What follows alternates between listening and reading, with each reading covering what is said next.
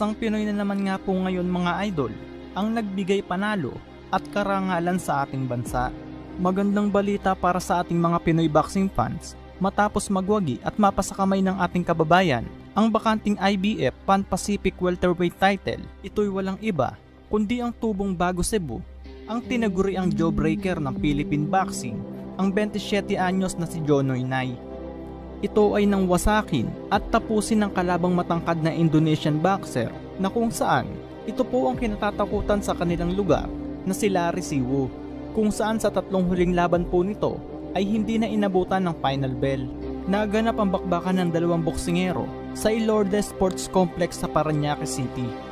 May kartada ang ating pambato ng 20 panalo, 8 ay tinapos sa pamamagitan ng knockout, 3 talo at 2 tampon. Samantalang ang kalabang Indo-Fighter ay may kartadang 31 panalo, 27 ay tinapos sa pamamagitan ng knockout at may 13 talo. Kaya naman, atin balikan mga idol kung anong laban at lakas nga ba ang pinakita ng Pinoy fighter para maging isang kampiyon.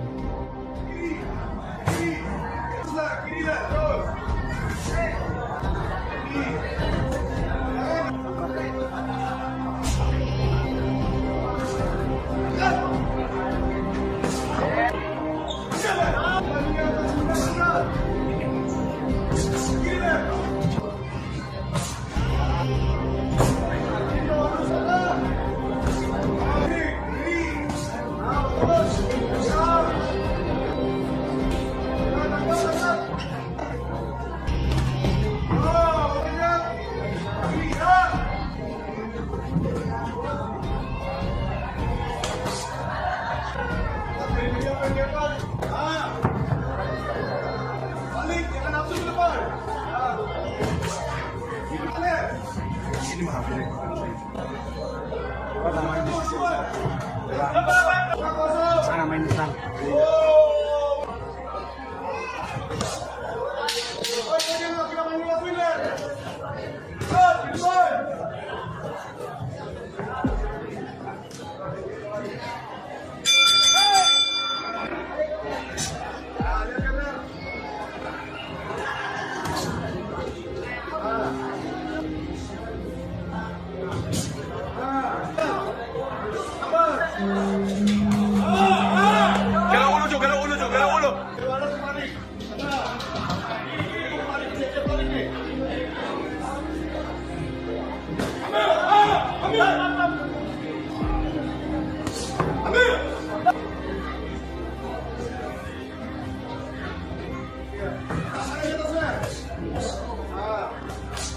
Bisa blok, ambil ke kanan.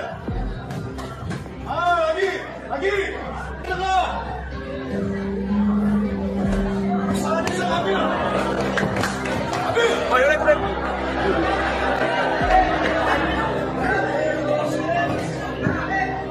Jangan pernah mengisi dekade na kiri yan.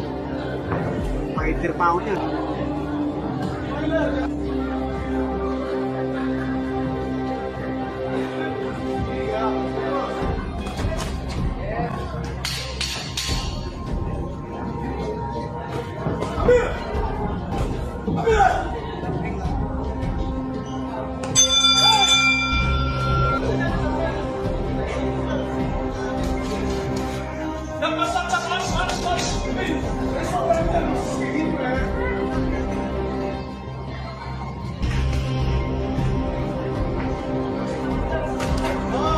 Maganda spirit.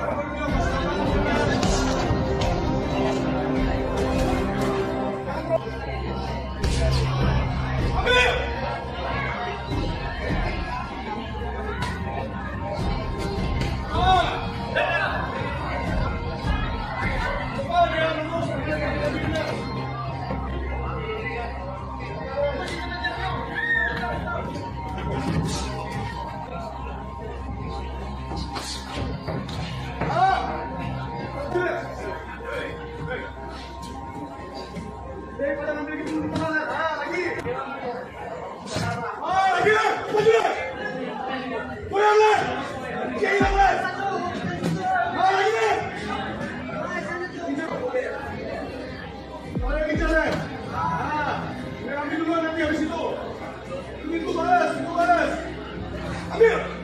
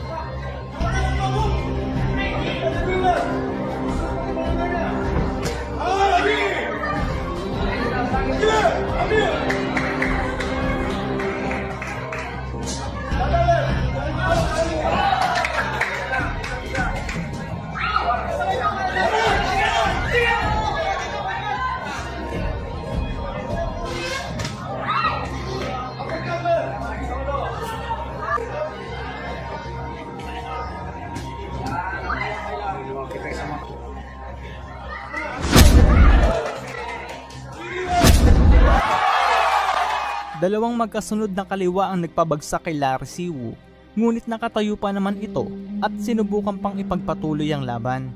Ngunit wala nang inaksayang sandali ang ating pambato, habang ramdam pa ng kalaban ng suntok na sinalo at pinsalang natamo, ay hindi na nga ito pinagbigyan pa ng pagkakataong makarecover. Pinagmukbang ng Pinoy ang kalabang Indonesian boxer ng mga solidong kombinasyon, dahilan para itigil na ng referee ang laban.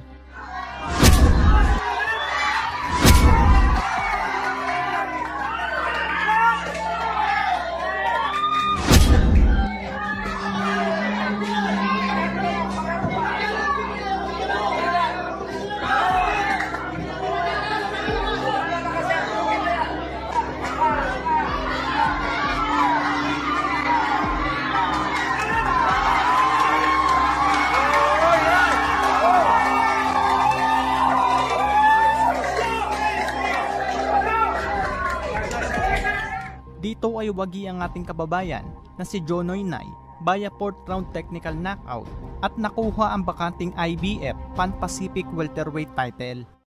At 4 na buwan lamang po ang nakalipas mga idol, October 7, 2023, ang rank number 1 sa welterweight division dito sa Pilipinas na si Jonoy Nay na kasalukuyang kampyon ay hinamon ng kapwa Pinoy boxer na si RJ Toquero.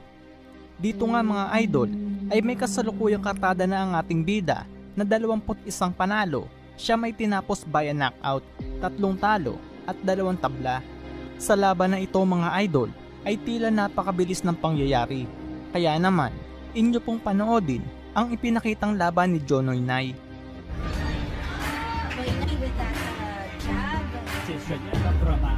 From a super featherweight fighter. Very comfortable with it.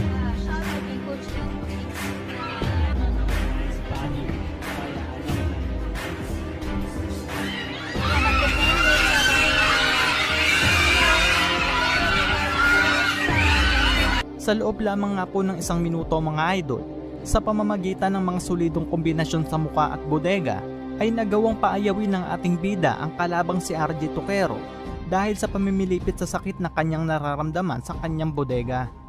Dito ay waging muli ang ating pangbatong si Jonoy Nay at nadepensahan ng kanyang hawak na titulo.